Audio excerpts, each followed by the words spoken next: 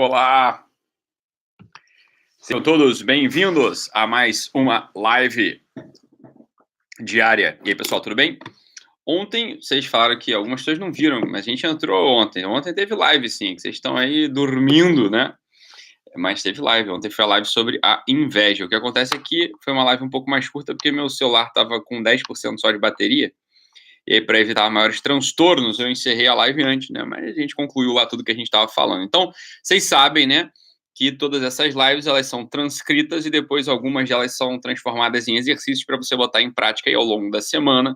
Só tem acesso a essas benesses, né, os nossos assinantes do Guerrilla Way, né? Então, essa é a ideia. Beleza, pessoal?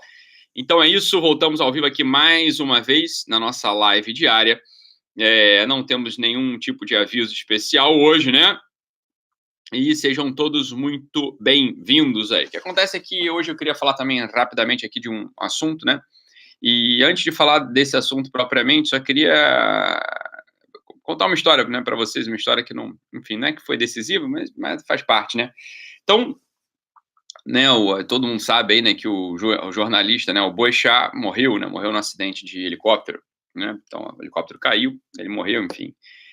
Uma lástima aí para todos nós. E o Arno, né, quando há um ano e meio atrás, ele me falou, né, para a gente começar a fazer as lives e tal, e a gente teve a ideia de fazer a live diária, uma das pessoas que me inspirou foi, foi o próprio Boechat, né? Então, o Boechat, não é que ele me falou comigo nada disso, não, mas eu olhando lá para o assunto do Boechat, eu falei, cara, né? Se o Boechat consegue, porra, entrar ao vivo todo santo dia naquele programa dele matinal na rádio, né, e fazer textão, né, lá no programa, quer dizer, não era só um programa de comentários, não era só um programa de notícia, né, quer dizer, uma coisa é o, sei lá, o William Bonner, ele entra, é óbvio, desculpa, William Bonner, mas qualquer macaco treinado faz aquilo, né, vai ler notícia, vai falar o que está acontecendo, faz. Agora, a coisa do Boechat, não, ele é um comentarista, né, ele comenta coisa, ele vai botando o aporte dele de, né, uma parte de vida, né, o que ele leu, o conjunto de crenças dele. Então, é claro, sei lá, eu discordava do Boechat 90% das vezes, né, ele falando lá, dando lá as notícias dele, lá no jornalzinho da manhã, lá da Band, né, mas foi um tipo de inspiração. Falei, puta, se o Boechat consegue, né, o Boechat com aquela fluência e tal, consegue comentar ali, né, aquelas notícias diariamente, falei, porra, é porque dá para fazer, né? Então vamos embora, né? Então vamos fazer aí também. Foi uma das coisas que apareceu na minha cabeça, assim, né? Eu sempre fui um pouco nesse sentido audaz, né? E falei, olha, se alguém consegue, então é porque dá, né? Vamos lá, vamos tentar fazer também isso aí. Também, não sei se vocês sabem, o Boechat, ele gravou um curso sobre jornalismo, né? Um curso sobre jornalismo em poucas aulas, né? Eu comprei o curso de jornalismo do Boechat e realmente, assim, tinha pouco de jornalismo naquele curso, mas foi bom para ouvir a história do Boechat, conhecer um pouco da biografia dele, né? Ele fala mais sobre ele, sobre experiências, né? Experiências pessoais, no caso, do que propriamente dando, né, ferramentas ou técnicas de jornalismo. É um curso, né? Acho que é um curso em 4 ou 5 aulas, online, e não sei se está disponível, se não está disponível ainda esse curso, mas eu lembro que eu fiz, tem uns 2 anos eu fiz esse curso dele, e gostei muito. Confesso que eu fiquei mais até afeito a ele, né, por assim dizer, porque entrava ali, ele falava da vida dele, do início da carreira, do início do rádio, né, e aí mostrava ali o amor lá pela... Ele falava lá da esposa dele, né, da Verusca, né, a doce Verusca, né, falava. Então todo mundo que acompanhava o Boechat aí, de algum modo, né, sente a falta aí. E eu queria falar justamente disso, não era exatamente do Boechat, mas falar de uma coisa que pode vir à guisa, né, pode vir na sequência desses eventos aí do ano, né, que a gente está atento a tudo, né, quer dizer, eu tenho aqui programado já uma certa continuidade, uma certa ordem, né, para fazer a exposição para vocês aqui, né, nos nossos programas, né, de temas, mas é claro, a gente sabe, é dinâmico aqui, a coisa é dinâmica, né? Tanto no Guerrilla Way quanto aqui nas lives, a coisa é dinâmica. Então, assim, a partir de uma pergunta de vocês, pode vir toda uma sequência de lives, né? A partir de um evento, né? Pode vir toda uma sequência de lives, e a gente está observando o que aconteceu no início desse ano. Então, lá, né, a tragédia em Brumadinhos, né? Os meninos lá que morreram, enfim, do Flamengo, morreram carbonizados lá. Depois, agora, a morte do Boechat, né? Então, algumas pessoas podem, né, experimentar dentro de si uma realidade, né, chamada medo. Né? E é disso que a gente podia falar rapidamente aqui, né, hoje. Né? O medo é uma realidade que pode vir, né, a partir da contemplação desses fatos que aconteceram. Né?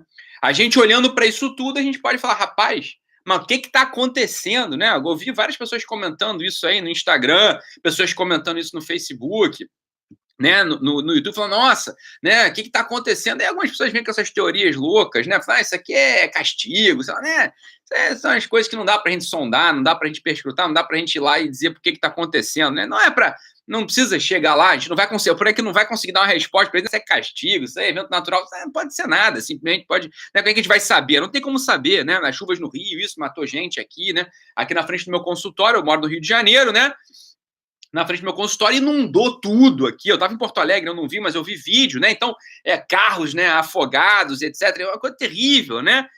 Essa aqui é a coisa. Essa que é a coisa. Então, a gente olhando para todas essas realidades, a gente pode, né, pode ter medo. O medo pode aparecer dentro de nós, né? E aí existem certas categorias de medo, né? Existe o medo de coisas que, né, que são irreais, por exemplo, né?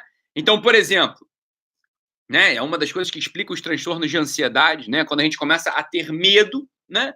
De coisas que não estão nem próximas e nem são reais, né? Então a gente pode ter medo. Isso é uma das formas de explicar a ansiedade. A ansiedade, ela aparece naqueles sujeitos que começam a antecipar problemas, né? De algum modo isso acontece, a pessoa começa a antecipar problemas, ela traz aquilo para dentro de si e tem uma vivência dentro de si de algo que talvez jamais aconteça, né? Talvez jamais aconteça. Então, os ansiosos, né, as pessoas que têm transtorno de ansiedade, não os ansiosos, as pessoas que têm um transtorno de ansiedade, elas vivem de um modo bastante disfuncional, esse medo meio sem foco, né? Então, essas transtornos de ansiedade generalizadas, por exemplo, são um medo sem foco. Existem medos, né, de realidades que não estão próximas, né, que não vão acontecer, que não vão causar prejuízo nenhum para a pessoa, né?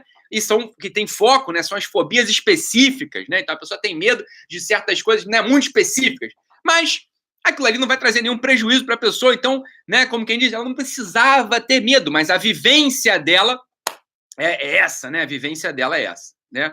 Então, ela tem uma fobia específica. A fobia específica, os transtornos de ansiedade generalizados, em geral, vão precisar de auxílio especializado, né, para a gente poder abordar, para poder tratar a pessoa. Então, vai precisar, às vezes, de auxílio medicamentoso, precisa procurar um psiquiatra, às vezes vai precisar de terapia, né, precisa procurar uma terapia cognitivo-comportamental, alguma outra abordagem para poder lidar com isso, é claro. Agora, tem uma outra coisa, né, que é o que aparece dentro da gente quando a gente ouve essas tragédias todas, né? Então, claro, quando você ouve a tragédia de Brumadinhos, quando você ouve, né, a coisa do Rio de Janeiro, né, que ficou afogado aqui de água por todos os lados, quando a gente ouve, por exemplo, a coisa lá, os meninos estavam dormindo lá no centro de treinamento do Flamengo, de repente, né, poxa vida, que coisa, né, uma fatalidade, né, um descaso, uma fatalidade, não sei, eu não sei a história exata ali, porque pegou fogo, mas os meninos, né, simplesmente morreram, né, aquelas vítimas todas de Brumadinho morreram, né? A coisa do Rio de Janeiro aqui, tantas pessoas morreram. O Boechat, né? A gente estava falando dele, começamos o programa falando dele, morreu, né? Já não está mais entre nós. Mas olha, aí pode entrar dentro da gente um certo medo, né? Que é o medo de algo que é real, né? O medo da morte. A morte, ela vai aparecer para todos nós, né? A morte, ela vai aparecer para todos nós. É uma das poucas realidades que a gente sabe. É essa, né? Na história de todo mundo, né? A gente não sabe, né? Se a gente vai ficar, né? A gente não sabe se a gente vai ficar rico, a gente não sabe se a gente vai ser pai ou mãe, a gente não sabe se a gente vai, né, ter mais um filho, sei lá, a gente não sabe se a gente não sabe várias coisas. Agora, esse assunto da morte, todo mundo, né? Se os miolos estiverem no lugar, a gente sabe que essa realidade ela vai chegar pra gente. A morte, como quem diz, ela faz parte da vida, né? A morte faz parte da vida não é porque a gente vê a gente morrer, não, ela faz parte da nossa vida. E aí, diante desse fenômeno, né, dessas tragédias que aconteceram, a gente tem que parar e se perguntar o seguinte, olha, por que será que eu tô com medo disso, né? Isso é uma coisa, é claro que a gente pode ter ficado indiferente a isso, seria muito estranho alguém ficar indiferente a isso, né? Isso é assunto para outra live, né? Indiferença, ela tá num outro extremo. Mas aqui tem gente que ficou, né, afetada, né? Ficou chocada, ficou amedrontada, esse é o ponto, né? E aí, né, aqui é o ponto central da live de hoje, né? A gente tem medo da morte, né? A morte, ela traz um certo medo paralisante, né? Quando a gente está vivendo mal a nossa vida. Esse é o ponto central da história, né? Quando a morte aparece na nossa história, quando a gente tem notícia da morte e a gente paralisa, a gente se amedronta, isso é sinal claro de que a gente está vivendo mal a nossa vida. É sinal claro de que a gente tem que assumir, de algum modo, né, de algum modo, a rédea das nossas atitudes. Né? É sinal claro de que a gente está paralisado em alguns momentos, em alguns pontos da nossa vida, quando a gente olha para a morte, né, para a morte assim, trágica, né, do Boechat, de repente caiu de avião. É claro que a gente, de algum modo, se projeta ali, fala, puta, e se fosse eu? Ora, se fosse eu, né, eu não teria tido, né, a oportunidade de ter pedido desculpa para aquela pessoa, eu não teria tido a oportunidade, né, de, sei lá, ser mais sincero, eu não teria tido a oportunidade, por quê? Porque a vida me foi tirada do dia para a noite. Lá, do dia para a noite eu não tô mais aqui, olha. Quando a morte, essas mortes em sequência aparecem na nossa história, a gente tem que, de algum modo, fazer isso, né, valer alguma coisa pra gente. A gente tem que parar e meditar. É um exercício de meditação, é uma oportunidade de meditação, né? É uma oportunidade de meditação. A gente tem que parar e pensar na nossa história, o que a gente está fazendo na nossa vida, né? A gente está trabalhando direito, a gente está dizendo para a pessoa, de fato, que a gente ama, que a gente a ama, a gente está servindo, de fato, aos demais. E aqui está uma coisa que a gente tem que saber, né? O que dá sentido para a vida é essa abertura para o outro. Olha, é aquela coisa, né, que sempre fala assim, né, aqueles programinhas da Globo, novela, se só te restasse um dia, o que você faria? E aí a pessoa fala, eu comeria toda a torta de limão no mundo, eu teria uma vida desregrada. Eu vou te dizer o que vai acontecer se você fizer isso, só te faltasse o dia. Você ia morrer extremamente infeliz. É extremamente infeliz, por quê? Isso é uma coisa que a gente precisa saber. Quando a gente puxa para dentro da gente alguns prazeres humanos, a gente se sente ainda mais amedrontado. Qual que é o medo? É o medo de perder aquilo que a gente acabou de conquistar. Quando a gente põe torta de limão para dentro, a gente tem um primeiro movimento de saciar, a gente fica saciado, a gente gosta daquilo que a gente comeu, e logo já vem uma rebordosa, uma coisa assim, puta, pra que comer aquilo, né? Ou então o medo, porra, vai acabar, né? Então aqui essa coisa, esse pedacinho tá tão saboroso que eu tenho medo de acabar. Esse tipo de elemento, esse tipo de posição dentro da vida, né? Esse tipo de elemento que a gente aborda desse modo, isso não traz felicidade para ninguém, já tô logo avisando, né? Então não cai nessa, né? Não cai nessa. Se só te faltasse um dia, o que você faria? Não adianta você querer comer toda a torta de limão do mundo, você querer entrar aí numa vida, né? Ah, mas eu não faço isso porque vão me julgar. Não, não é isso. Eu vou te dar uma coisa aqui que, se você vai concordar comigo, o que você deveria fazer? Né? Não é cagação de regra, não tô cagando regra para ninguém, né? Você faz aí o que você quiser. Isso aqui é só uma pista. Faz se você quiser saber. Se você quiser fazer, faz, né? Mas é uma pista que leva as pessoas à felicidade. Ó, faça especialmente melhor aquilo que você devia estar fazendo hoje. Faça especialmente melhor aquilo que é o seu dever.